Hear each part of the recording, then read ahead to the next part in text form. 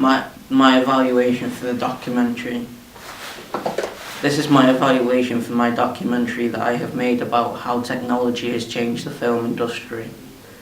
The reason I had chosen this topic was because I knew that it was very relevant considering the film production now versus back then. I had a very good idea of what I was going to be talking about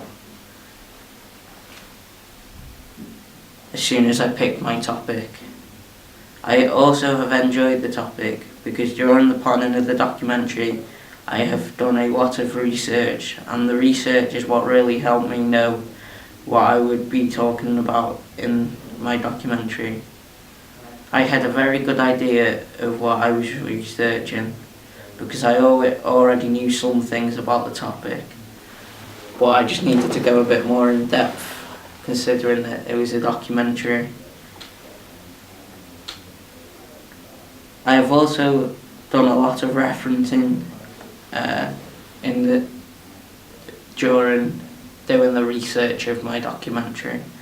This was to show that I haven't stolen it and it is someone else's work. Otherwise it would be very unfair on the other people that have got the information and have put it on the website, and I've just got the information and haven't referenced it, because there are like rules on it, because it's like stealing otherwise. There are also laws out there, and you can get into trouble if you don't reference other people's work, and this is bad, so just follow the rules and you should be okay. Referencing can also benefit you and anyone else who is wanting to know where you got that specific piece of information from. Also, another important thing that I had to do in the documentary was make sure that I had a royalty-free or copyright-free music. Otherwise, this can also get you into trouble because you're using someone else's music that an artist has made, and if the artist or person finds out, they could take action and get you into trouble, and this is also bad. And it's really easy to look for copyright-free music. All you have to do is type it in on YouTube, or you can go on websites, but generally on the websites you have to buy like a membership to be able to get royalty-free music.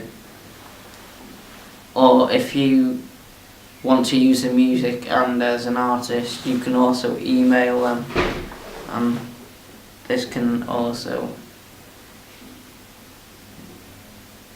help, and they could give you some more information on whether you could use it in that specific project or whatever you are doing. Royalty-free means that you can use the music in anything, and copyright-free means that you can use it without people knowing and people telling you that you can't use it. I have also had to research some images for my documentary. This was so I could do cutaways, and I have done a lot of them because throughout my documentary I was always looking down at the piece of paper because I wasn't very confident at all. And I have also referenced the images because it is like, again, stealing. It's stealing people's work basically, and the person that's made the image can get you into trouble. So the best thing to do is to always reference any information throughout using other people's work. When I was planning for the documentary and I was doing the proposal, I put a few things in the proposal that when it came to doing the documentary I never actually put in, Like, there is a few camera angles that I never included because of the way I was filming the documentary. I used 2 cameras and 2 tripods, and they were just set up, and I would just move the cameras around. This was so that I could try and get a good variety of camera angles. But I think if I was to do this again, I would actually get someone to film it for me, because I think it would just look better overall, because that would mean I would then have a very big variety of camera angles. I would say that the method that I used to film my documentary was good, and it worked well. Just that I never had the variety of the camera angles I thought I'd have. That's because of the method that I was using in the 2 tripods, because having the 2 tripods and the camera, it really cancels down the variety that you can have, because you can't just move the tripod and the camera, it's more for stability. During the filming of the documentary, I think it was bad because pretty much the whole way through the documentary I had my head down the whole time, reading the script, just like I'm doing now. This is because I don't know all of the words off by heart, and I think it would have looked better on the camera if I was actually looking up a bit more. By doing this, it would mean that I would have looked better in the video, and I would have looked more confident during the documentary. I had to think about the rules like YouTube, and this was a very big thing because this is something that could lead you into some trouble. But I have followed the rules, so this means that my documentary should be okay. The reason my documentary will be okay is because I have used copyright-free music. Like I have already said previously.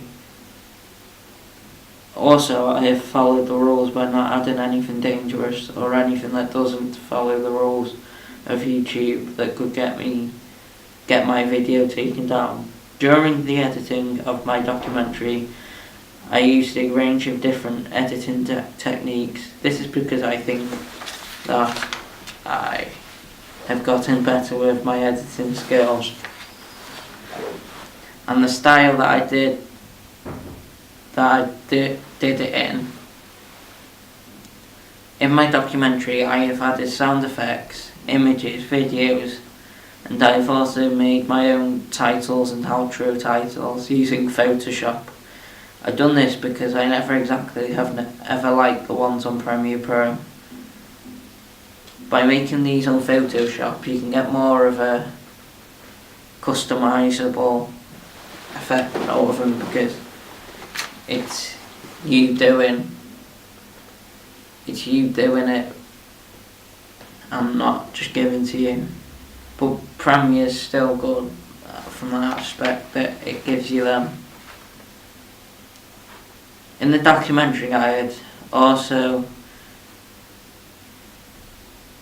fitted it in with the topic that I was talking about in my documentary. In this documentary, I had also added some transitions.